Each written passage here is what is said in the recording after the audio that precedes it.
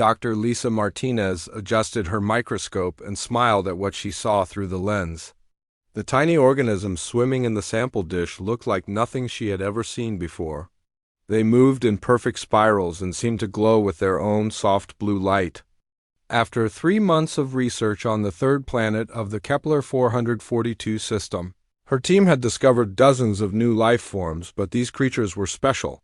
"Captain Sullivan, you need to see this," she called across the laboratory of the research vessel New Horizon. The ship was not built for war or exploration of dangerous worlds. It was a peaceful science vessel with basic shields and no weapons. 37 researchers, engineers, and crew members called it home while they studied the amazing life forms on this distant planet. Captain Jake Sullivan walked over to her station and looked into the microscope. He was a former merchant marine who had joined the research division because he loved the peaceful nature of scientific exploration. The stress lines around his eyes came from years of keeping crews safe in deep space, not from combat. "They look like tiny dancers," he said, with wonder in his voice. "Are they intelligent?" "I think they might be," Lisa replied, barely able to contain her excitement. "Watch how they respond to light changes." She dimmed the laboratory lights and the organisms immediately formed complex geometric patterns. When she brightened the lights again, they shifted into completely different formations. "This could change everything we know about early life development," Lisa continued. "These organisms show signs of collective intelligence that we have never seen before. If we can understand how they communicate, we might learn how consciousness itself evolved." The New Horizon had been in the Kepler 442 system for 3 months without any problems. The crew had established a routine of collecting samples during the day and analyzing them in the evening. Dr. Kevin Brooks handled the geological samples while Dr. Nancy White studied the atmospheric compositions. Engineer Pete Johnson kept their equipment running smoothly, and Communications Officer Mary Clark maintained contact with Earth. The system seemed completely empty of intelligent life. Their long-range sensors had detected no cities, no energy signatures, and no spacecraft. It appeared to be a perfect place for peaceful research.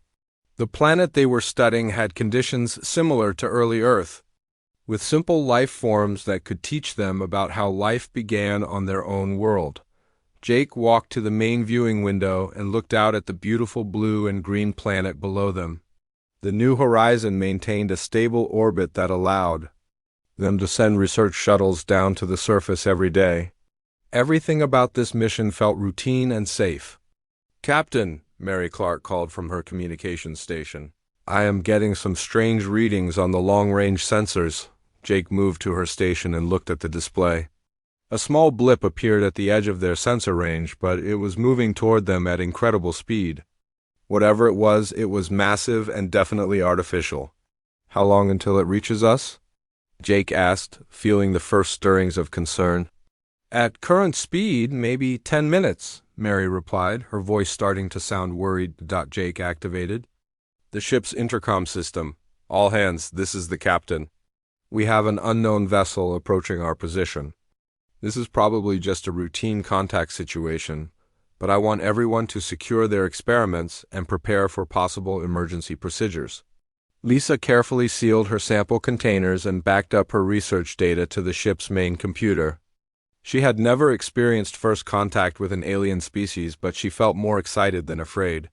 The discovery of intelligent life would be the greatest moment in human history. The unknown vessel dropped out of hyperspace only 5 minutes later, much closer than their sensors had predicted. Jake stared at the main screen in amazement and growing fear. The ship was enormous, at least 10 times the size of the New Horizon, and it looked like it was designed for war. Dark metal hull plates covered weapons that were clearly visible, even from a distance. "Open a communication channel," Jake ordered, trying to keep his voice calm and professional. "Channel open, sir," Mary replied. "Unknown vessel, this is Captain Jake Sullivan of the Earth research ship New Horizon. We are conducting peaceful scientific research in this system. Please identify yourself and state your intentions." The response came immediately, but not in words. A blast of energy struck their forward shields and sent the entire ship shaking. Emergency alarms began sounding throughout the vessel. "Shields down to 60%, Pete called from his engineering station. "That was a warning shot, but our shields cannot take many hits like that." Jake tried again. "Unknown vessel, we are not armed and pose no threat to you. We are willing to withdraw from this system immediately if our presence offends you." This time the alien ship replied with words, but the translation software made the voice sound cold and mechanical. "Human vessel, you have entered territory claimed by the Zephyrian Empire. Your species was not granted permission to enter this space. Prepare to be destroyed." "We had no knowledge of your territorial claims," Jake responded quickly. "Our star chart showed this system as unexplored. We apologize for any misunderstanding and request permission to leave peacefully." "There is no misunderstanding," the alien voice replied. "Your species has shown disrespect to the Zephyrian Empire. The penalty for this insult is death." Lisa felt her heart racing as she realized they were about to die for simply being in the wrong place. She looked around the laboratory at all her research, at the amazing discoveries they had made, and at the crew members who had become like family to her. The alien ship fired again, and this time the energy blast tore through their weakened shields and hit the hull directly. The lights flickered and several console displays went dark. "Hull breach on deck 3, Pete reported, his voice tight with fear. "Emergency force fields are holding, but we have lost life support in that section." Jake made a decision that would change everything. "Mary, open an emergency channel to Earth. Send everything we have on these aliens and what happened here. Make sure they know this was an unprovoked attack on a peaceful research mission." Mary's fingers flew over her controls as she compiled the message. The ship shook again as another energy blast hit them. This time the damage was severe enough that she could smell smoke in the air. "Message sent, Captain," Mary reported. "Full sensor logs, communication records, and our research data are all included." The final blast from the alien ship struck their reactor core. Jake felt the deck plates beneath his feet growing hot as the reactor began to lose containment. He looked at his crew, these good people who had trusted him to keep them safe, and felt the weight of his failure. Lisa grabbed his hand as the reactor warning alarms reached a deafening volume. "It is not your fault, Jake. We came here to learn about life in the universe. Maybe our deaths will teach Earth something important about what is really out there." The new horizon disappeared in a brilliant flash of light, taking with it 37 of the best and brightest people humanity had to offer. But their final message was already racing toward Earth at the speed of light, carrying with it the proof that humans were no longer alone in the universe, and that not all of their neighbors were friendly. Admiral Kevin Harris stood in the command center of Luna Base watching the final transmission from the New Horizon play for the 5th time. The holographic display showed Captain Sullivan's desperate attempts to communicate peacefully with the alien vessel, followed by the cold mechanical voice declaring that humans would die for the crime of existing in the wrong place. The recording ended with the brilliant flash of the research ship's reactor core exploding. "Replay the section where they identify themselves," Kevin ordered. His voice carefully controlled despite the rage building inside him. The communications officer highlighted the relevant portion. "Human vessel, you have entered territory claimed by the Zephyrian Empire. Your species was not granted permission to enter this space. Prepare to be destroyed." Director Amy Chun entered the command center with her tablet displaying preliminary analysis reports. She had been reviewing the data for 6 hours straight, cross-referencing everything with their xenobiology databases and strategic assessment protocols. "The linguistic analysis confirms this was their first contact with our species," Amy reported. "They destroyed 37 civilians without any previous diplomatic contact or territorial warnings. Under every interpretation of interstellar law, this constitutes an act of war," Kevin nodded grimly. "Have you contacted President Carter?" "He is addressing the United Nations Emergency Assembly in 1 hour," Amy replied. "The Security Council has already voted unanimously to authorize whatever response we deem necessary." The message from the New Horizon had reached Earth exactly 18 hours and 43 minutes ago. In that time, the entire structure of human civilization had shifted into a configuration that most people hoped they would never need to use. Emergency protocols that had been theoretical exercises became operational reality. Dr. Richard Stone arrived at Luna Base aboard the fastest transport available, carrying with him sealed cases that contained 50 years of humanity's most carefully guarded secrets. As head of the Advanced Weapons Division, he had spent his entire career preparing for this moment while hoping it would never come. "The Prometheus project is ready for deployment," Richard announced as he entered the secure briefing room. "All 12 battle groups can be operational within 72 hours.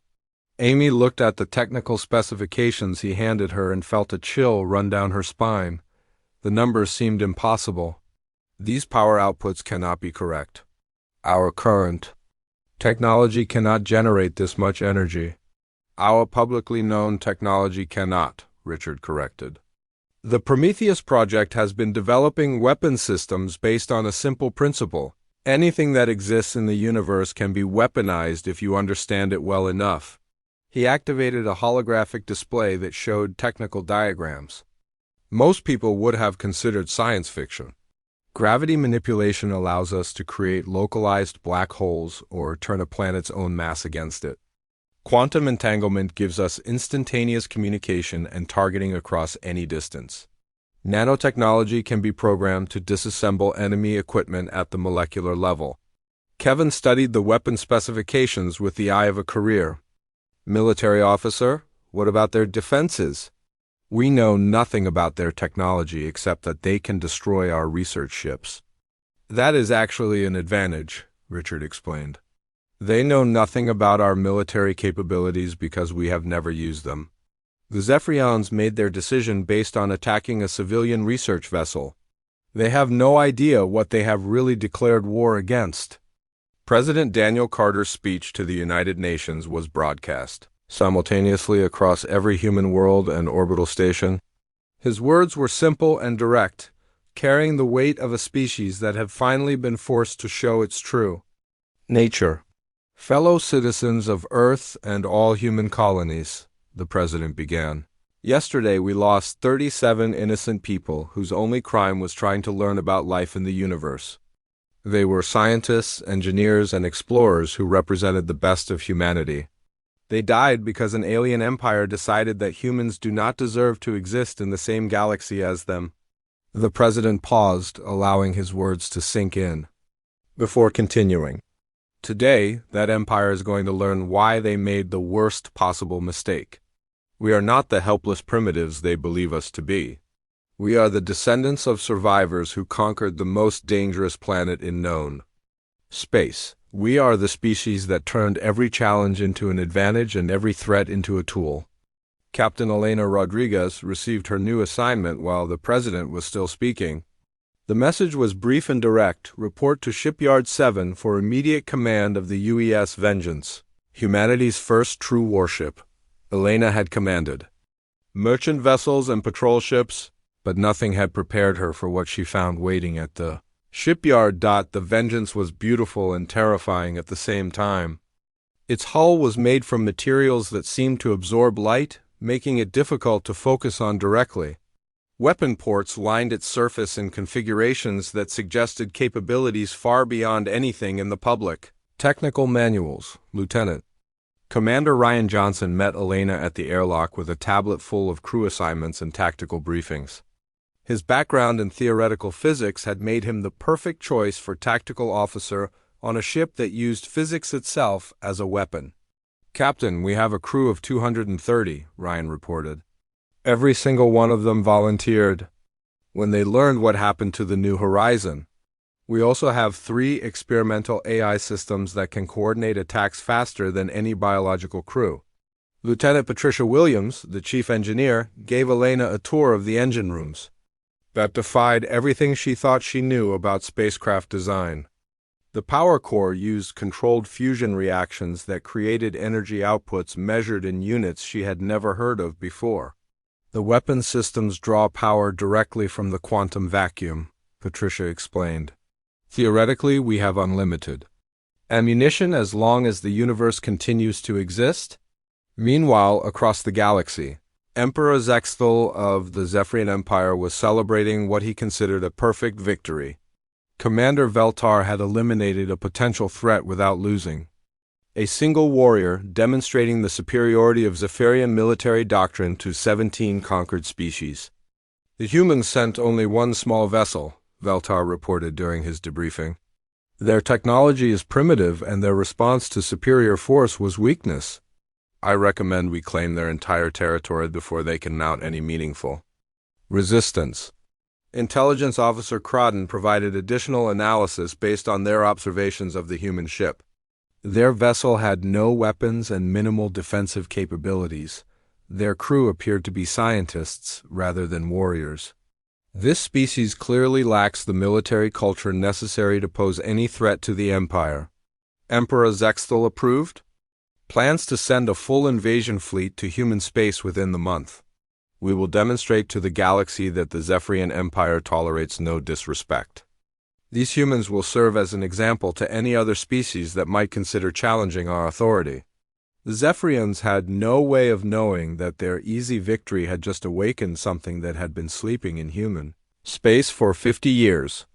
They had no sensors capable of detecting the 12 battle groups that were already moving toward their territory. They had no intelligence about the weapons that were specifically designed to end wars so decisively that no one would ever want to start another one. Dr. Stone stood in his laboratory looking at weapon designs that could reshape solar systems and redirect the course of stellar evolution itself. They attacked our civilians, he said quietly to his reflection in the laboratory window. They are about to learn why that was the most dangerous mistake any species has ever made. Captain Elena Rodriguez watched the Zephyrian stronghold at Proxima Centauri grow larger on her tactical display as the UES Vengeance approached with 49 other human warships. The alien base was massive, built into an asteroid that had been hollowed out and reinforced with armor plating. Defense platforms surrounded it in perfect geometric formations that showed the aliens valued order and predictable tactics. All ships report ready for combat, Lieutenant Commander Ryan Johnson announced from his tactical station. Enemy forces include 1 dreadnought, 12 heavy cruisers, and 36 fighter craft. They are arranging themselves in a standard defensive formation. Elena studied the alien ships through her enhanced viewing system. They were beautiful in their way, with smooth curves and gleaming metal surfaces that reflected the light of Proxima Centauri. The Zephyrians clearly built their vessels to inspire awe and project power. Unfortunately for them, humans had learned to build ships that projected death. Signal all ships to begin Phase 1, Elena ordered. Let them see what they expect to see. The human fleet moved into what appeared to be a traditional attack formation, approaching the alien defenses directly and predictably. The Zephyrian commander probably thought he was facing primitive warriors who knew only how to charge forward and hope for the best. Commander Veltar stood on the bridge of his dreadnought watching the human ships advance. 47 vessels. Against my fleet, he said with satisfaction. They are either incredibly brave or incredibly stupid. Either way, they will be destroyed. His tactical officer provided target analysis. Their ships are smaller than our heavy cruisers but larger than our fighters. Energy signatures suggest limited power generation. We should be able to destroy them easily. Open fire when they reach optimal range, Veltar commanded. Show them the price of challenging the Zephyrian Empire. The alien weapons opened fire. First, sending streams of plasma energy toward the advancing human ships. The humans made no attempt to dodge or maneuver defensively. Several ships appeared to take direct hits and began venting atmosphere and debris. Human fleet is breaking apart, the Zephyrian tactical officer reported. 3 ships destroyed, 5 more severely damaged. They are retreating, Veltar smiled with grim satisfaction. Pursue them. Do not let any escape to report our strength to their leaders. The Zephyrian fleet moved out of their defensive formation to chase what appeared to be a broken and fleeing enemy. This was exactly what the humans had been waiting for. Now, Elena said quietly into her communications device, the human ships that had appeared to be destroyed suddenly powered back to full operation. The debris and atmosphere they had been venting were actually camouflaged reconnaissance drones and stealth mines. In seconds, the space around the pursuing Zephyrian fleet filled with explosions as hidden weapons activated. Phase 2 is active, Ryan reported. Stealth mines have disabled their point defense systems. Reconnaissance drones are providing real-time targeting data for all fleet units. Elena watched as her tactical display updated with precise information about every enemy ship. The drones had scanned their armor, analyzed their power systems, and identified their weapons. Now the human fleet could target their weak points with surgical precision. All ships, commence targeted strikes, Elena ordered. Remember, we want some of them alive to send a message. The Vengeance turned toward the nearest Zephyrian cruiser and fired what appeared to be a simple energy beam. Instead of striking the ship's armor, the beam passed harmlessly through the hull and struck the reactor core directly. The alien ship lost power instantly, leaving its crew alive but helpless. Similar attacks throughout the Zephyrian fleet disabled ship after ship, without causing massive casualties. The humans had weapons that could selectively target any system they chose while leaving the rest of the vessel intact. Commander Veltar stared at his control panels in growing horror as his fleet was systematically neutralized. How are they? Targeting our internal systems? Our armor should stop any energy weapon. Unknown, sir, his tactical officer replied, fear evident in his voice. Their weapons appear to be ignoring our defensive systems completely. On the asteroid base, Colonel Ben Harper led 300 human marines through corridors that the aliens had designed to be easily defensible. The Zephyrians had built their base like a fortress, with narrow passages and overlapping fields of fire that should have made any assault impossible. The humans simply ignored the defensive layout. Their powered armor allowed them to move through the asteroid's rock walls as easily as through open doorways. They appeared behind defensive positions, emerged from ceiling panels, and attacked from directions that the base designers had never considered. Sector 7 is secure, Harper reported over his communication device. Enemy forces are surrendering rather than continuing to fight. They seem confused by our tactics. The Zephyrian defenders had trained to fight enemies who followed the same rules of warfare they did. They expected attackers to use the corridors, respect the defensive positions, and engage in honorable combat. The humans treated the entire asteroid as three-dimensional terrain and attacked from every possible angle simultaneously. Dr. Stone's biological warfare team had deployed microscopic agents that specifically targeted Zephyrian physiology. The aliens began experiencing equipment failures as their tools stopped responding to their touch. Life support systems started, providing atmosphere that was perfectly safe for humans but increasingly uncomfortable for Zephyrians. Commander Sharon Davis led the cyber warfare assault from her position aboard the command ship. Her team had spent weeks analyzing the alien technology captured from their attacks on human research vessels. Now they turned that knowledge against its creators. We have control of their communication systems, Sharon reported. Broadcasting human music on all frequencies. Also uploading our complete military history to their databases so they can understand what they are fighting. The Zephyrian command structure began receiving detailed files about human military conflicts. They learned about wars that had lasted for decades, tactics that had been refined through centuries of combat, and weapons that had been designed by a species that had spent its entire evolutionary history learning new ways to kill things that were trying to kill them.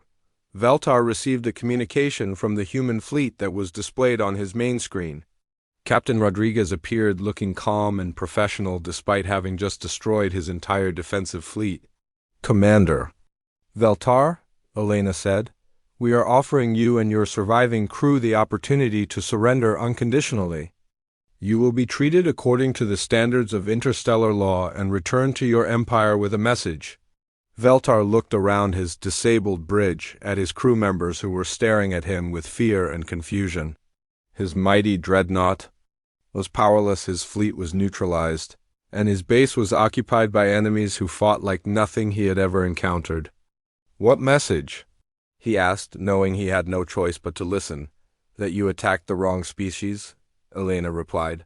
"We are not the primitive weaklings you thought we were. We are humans, and we remember everything. We will accept your surrender now, or we will demonstrate why our ancestors conquered a death world while yours were still learning to use fire." Veltar looked at the tactical display showing dozens of disabled Zephyrian ships surrounded by perfectly functional human vessels. He thought about the reports coming from his base, where human soldiers were systematically capturing every defensive position without killing more people than necessary. "We surrender," he said quietly, knowing that this moment would be remembered as the beginning of the end for Zephyrian military supremacy in the galaxy. Ambassador Nexus Prime of the Crystalline Collective stood before the emergency session of the Galactic Council watching intelligence reports that made no sense. According to everything they knew about warfare, the holographic displays showed human forces moving through Zephyrian space like a natural disaster, but a disaster that followed rules and showed mercy when it chose to. "The humans have captured 12 star systems in 6 days, Nexus Prime announced to the assembled representatives of 43 different species. The Zephyrian Empire, which took 2 centuries to build, is collapsing faster than our computers can calculate." Representative Quell of the Mantid Confederation clicked his mandibles nervously. "How is this possible?" "The Zephyrians have conquered 17 species. Their military doctrine has been tested against every known form of resistance." "That is exactly the problem," replied Ambassador Zara of the Aquatic Union. "Their doctrine has been tested against every known form of resistance. The humans are doing things that nobody has ever done before." The council chamber filled with worried murmurs as the representatives studied the tactical analyses. Human forces appeared to ignore basic principles of physics, striking at targets across impossible distances and coordinating attacks with precision that suggested some form of shared consciousness. Nexus Prime activated a recording captured from a Zephyrian military satellite. This footage shows human forces attacking the mining facility on Kepler 186b. Notice how they approached the target.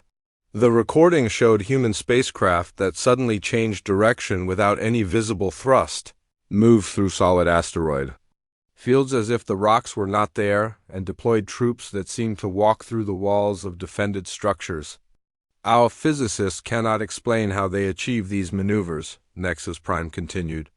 "Their technology appears to violate several fundamental laws that we thought were universal constants." In the Zephyrian home system, General Marcus Thompson stood on the bridge of the UES destroyer watching the planet that had sent Commander Veltar to murder human civilians. His fleet of 80 ships surrounded the world like a mechanical storm, but they had not fired a single shot at the population. Centers below. "Sir, we are receiving surrender offers from 14 different planetary governments," his communications officer reported. "They are all asking for the same terms that we gave to the forces at Proxima Centauri." Marcus studied the planet below with the eyes of a soldier who had spent 30 years learning how to end conflicts quickly and decisively. The Zephyrian homeworld was beautiful, with cities that sparkled like jewels against green continents and blue oceans. It reminded him of Earth, which made what he had to do both easier and harder.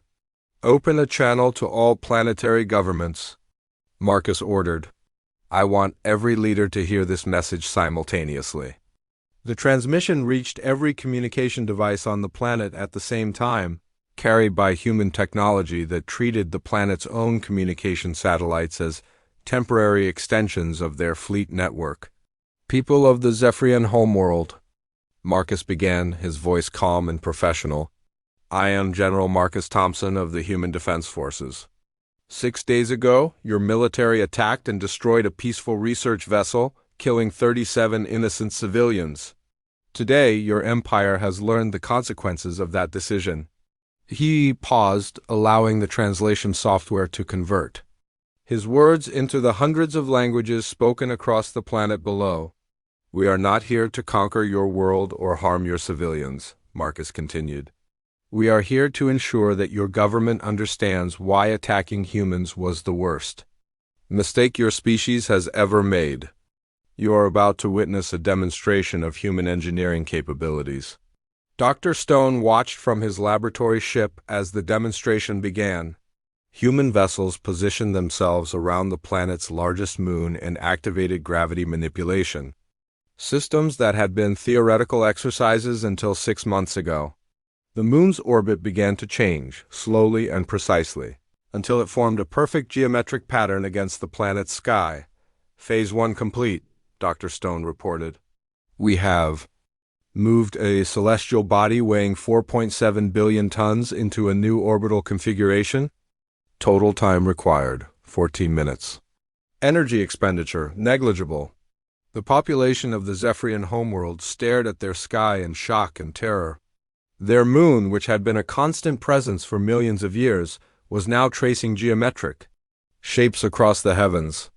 The message was clear: if humans could move moons for aesthetic purposes, they could certainly move them for destructive purposes. "Phase 2 initiating," Dr. Stone announced. Human ships began reshaping the planet's weather patterns using atmospheric manipulation technology. Storm systems that had been forming naturally were redirected to create precise geometric patterns visible from space. Rain fell in perfect spirals over designated areas, while other regions experienced artificially generated snow that spelled out messages in human languages. General Thompson opened communications with Emperor Zexthal, who had been watching the demonstration from his palace with growing horror. "Your Majesty," Marcus said with formal politeness that made his words even more terrifying, "we want you to understand something important about human psychology. We did not develop these capabilities to conquer other species. We developed them to protect ourselves and our friends from species like yours." The Emperor stared at displays showing his moon dancing through space and his weather systems being controlled by alien technology. "What do you want from us?" "We want you to remember this moment," Marcus replied. "We want you to tell every species in the galaxy what happens when someone attacks human civilians. We want them to know that we can reshape their worlds just as easily as we reshaped yours, but we choose not to unless they force us to." Dr. Richard Stone activated the final phase of the demonstration. Human nanobots invisible to Zephyrian technology began converting a small uninhabited island in the planet's southern ocean. In less than an hour, the island was transformed into a perfect pyramid made of crystallized carbon, with human writing carved into its surface. "The pyramid will last for approximately 10 million years," Dr. Stone informed the Emperor. "It contains the complete history of this conflict, including records of your attack on our research vessel. Future archaeologists will know exactly why we were here." Ambassador Nexus Prime received real-time reports of the human demonstration from observers throughout the galaxy. The technical analysis was clear. Humans possessed technology that could reshape planets, control stellar phenomena, and manipulate matter at the atomic level. How did they develop such capabilities without anyone noticing? Representative Quell asked, his mandibles clicking rapidly with agitation. "Because they never used them," Nexus Prime replied, studying the data with ancient eyes that had seen the rise and fall of dozens of civilizations. "The humans have been preparing for this kind of conflict for centuries, but they never revealed their capabilities until someone forced them to." The truth was becoming clear to the Galactic Council. Humans were not a primitive species that had recently discovered space travel. They were survivors from a world so dangerous that their evolution had been shaped by constant threats, forcing them to develop technology and tactics that other species never needed. "Their homeworld has ice ages that last for thousands of years," Nexus Prime continued, reading from xenological reports. "It has asteroid impacts that destroy entire continents. It has supervolcanic eruptions that change the global climate. Any species that could survive and thrive on such a world would naturally develop capabilities that peaceful species never need." General Thompson concluded his demonstration by restoring the planet's moon to its original orbit and returning the weather patterns to normal. The entire process took less than 30 minutes, leaving no permanent damage except for the carbon pyramid that would serve as a monument to human patience and Zephyrian folly. Your empire is defeated, Marcus informed Emperor Zexthal. Your fleets are captured, your military bases are occupied, and your government exists only because we allow it to exist. You will spend the rest of your life explaining to other species why they should never make the same mistake you made. The Emperor looked at his advisors, at his military commanders who had promised him easy victory over primitive humans, and at the tactical displays showing human ships that could apparently do anything they wanted to his civilization. What happens now? He asked quietly. Now you learn, Marcus replied. You learn that humans are dangerous not because we want to conquer the galaxy, but because we want to protect it from species like yours. You learn that our greatest strength is not our technology, but our willingness to use it to defend people who cannot defend themselves. Commander Frank Miller walked through the reconstructed capital city of the Zephyrian homeworld 6 months after the human occupation began. The buildings around him looked almost exactly as they had before the war, except for the small changes that served as permanent reminders of what had happened. Street signs now included human writing alongside Zephyrian text. Public monuments featured plaques explaining the history of the conflict. Children played in parks where human engineers had improved the soil and planted earth flowers that bloomed in impossible colors. The rehabilitation programs are ahead of schedule, reported Lieutenant Sarah Kim, his aide and cultural liaison officer. 87% of the population has completed the mandatory education courses about human history and interstellar law. Crime rates have dropped to the lowest levels in recorded Zephyrian history. Frank nodded as he watched a group of young Zephyrians working alongside human engineers to build a new water purification plant. The aliens had initially resisted the occupation, but they quickly learned that humans were more interested in teaching than punishing. The education programs showed them exactly why their empire had chosen the worst possible enemy to attack. Any word from the Galactic Council? Frank asked as they approached the former Imperial Palace, which now served as the temporary Human Administrative Center. Ambassador Rodriguez transmitted their formal response this morning, Sarah replied, handing him a data tablet. They have accepted our application for membership, along with all our proposed modifications to existing interstellar law. The modifications had been extensive. Humans had insisted on adding specific protections for civilian research vessels, mandatory cooling-off periods before any military action, and protocols for peaceful first contact that would prevent future incidents like the one that started this war. Captain Elena Rodriguez stood in the Galactic Council chambers on the neutral world of Nexus Station, surrounded by representatives of species that had existed for thousands of years, longer than humanity.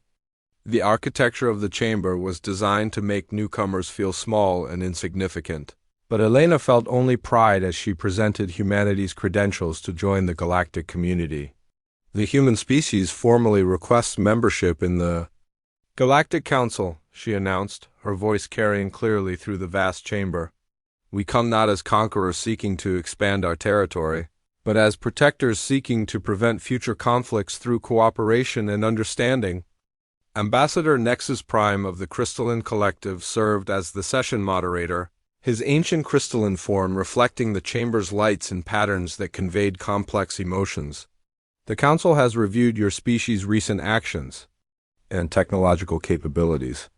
We find both impressive and concerning. Elena had expected this reaction. If you are concerned about our military capabilities, you should be. We developed them specifically to be concerning to any species that might consider attacking peaceful civilians. However, I believe our actions during the recent conflict demonstrate that we use those capabilities responsibly. Representative Quell of the Mantic Confederation spoke next, his translator device converting his clicking mandibles into standard galactic. Your forces defeated the Zephyrian Empire in 6 days, yet your occupation has resulted in lower casualty rates than most peaceful governmental transitions. How do we explain this contradiction? It is not a contradiction, Elena replied. It is the fundamental principle of human military doctrine. We fight wars to end wars, not to create more wars. We use overwhelming force to minimize casualties and achieve decisive victories that discourage future conflicts. Dr. Stone addressed the council via holographic projection from his research vessel, which was currently stationed in orbit around the Zephyrian homeworld. Behind him, the council could see displays showing the technological innovations that had emerged from human-Zephyrian cooperation during the occupation. The Zephyrians have contributed significantly to our understanding of hyperspace navigation and plasma energy systems, Dr. Stone reported. In return, we have shared our medical technology, which has increased their average lifespan by 30%, and our agricultural techniques, which have ended food scarcity on their homeworld. You are teaching your former enemies advanced technology? Asked Ambassador Zara of the Aquatic Union, her translated voice carrying notes of surprise. We are teaching our future allies, Dr. Stone corrected. The Zephyrians attacked us because they believed we were weak and because their culture glorified conquest. Now they understand that cooperation produces better results than conflict. They have become some of our most effective advocates for peaceful problem-solving. Emperor Zexthal appeared on the Council's communication system, speaking from his former throne room, which now served as a classroom where he taught other species about the consequences of underestimating humanity. His once proud demeanor had been replaced by something resembling wisdom. I addressed the Galactic Council as a reformed leader who nearly destroyed his own species through arrogance and aggression. The former emperor said, his words heavy with regret. The humans could have eliminated every Zephyrian in the galaxy, but instead they chose to teach us why we were wrong. They showed us that strength comes from protecting others, not from dominating them. Elena watched the council representatives exchange glances and subtle communications as they processed this testimony. Many of them had expected humanity to behave like previous militant species that had gained advanced technology. The humans have submitted detailed proposals for improving interstellar law and establishing new protocols for peaceful contact between species, Nexus Prime announced. They have also provided complete technical specifications for defensive technologies that could protect civilian vessels from future attacks. They are sharing defensive technology with potential enemies, Representative Quell asked, his mandibles clicking rapidly with confusion. We are sharing defensive technology with potential friends, Elena corrected. Our goal is to create a galaxy where civilian research vessels like the New Horizon can explore safely without fear of unprovoked attacks. If every species has access to adequate defensive technology, aggressive species will be forced to think twice before attacking anyone. Dr. Stone activated a presentation showing the human approach to galactic security. We propose a mutual defense network where any attack on civilian vessels triggers an automatic response from all member species. No single empire would be able to stand against the combined forces of the entire galaxy. The council chamber fell silent as the representatives considered the implications. Humanity was offering to share the technology that had defeated the Zephyrian Empire with every species in the galaxy, creating a balance of power that would make large-scale warfare nearly impossible. There is one final matter to address, Nexus Prime said, his crystalline form shifting to patterns that indicated serious concern. Your species possesses technology capable of destroying entire solar systems. How can we be certain that humanity will not become the threat you claim to protect against? Elena smiled, knowing this question would be asked. Because we have already demonstrated our restraint. We could have destroyed the Zephyrian homeworld, but instead we moved their moon to create pretty patterns in their sky. We could have enslaved their population, but instead we taught them to govern themselves more effectively. We could have kept their technology for ourselves, but instead we are sharing our improvements with them. Our psychology is fundamentally different from species that evolved on safer worlds, Dr. Stone added. We spent millions of years learning that cooperation and mutual protection are more effective, survival strategies than dominance and conquest. We are dangerous to our enemies precisely because we are protective of our friends. The vote was unanimous. Humanity became the newest member of the Galactic Council with full privileges and responsibilities. The Council also approved the human proposals for improved interstellar law and established the Civilian Protection Protocol, which would be forever known as the New Horizon Accords. As Elena left the Council chambers, she received a message from Admiral Harris on Luna Base. The text was simple but significant. The galaxy is now a safer place for researchers, explorers, and anyone else who chooses peace over war. Commander Veltar, now serving as a liaison officer between human and Zephyrian forces, sent his final report to the new Galactic Council database. His words would become required reading for military officers throughout the galaxy. Personal log, final entry. For species considering aggressive action against unknown civilizations, I offer this advice based on painful experience. Before you attack anyone, make absolutely certain they are not humans. If they are humans, make absolutely certain you have not threatened their civilians. If you have threatened their civilians, surrender immediately and hope they are feeling merciful. The most dangerous words in the galaxy are these: congratulations. You just declared war on the most dangerous species alive. The galaxy had learned its lesson. Humanity took its place among the stars not as conquerors, but as guardians who ensured that the darkness between worlds would never again hide the screams of innocent researchers who only wanted to study the wonders of the universe.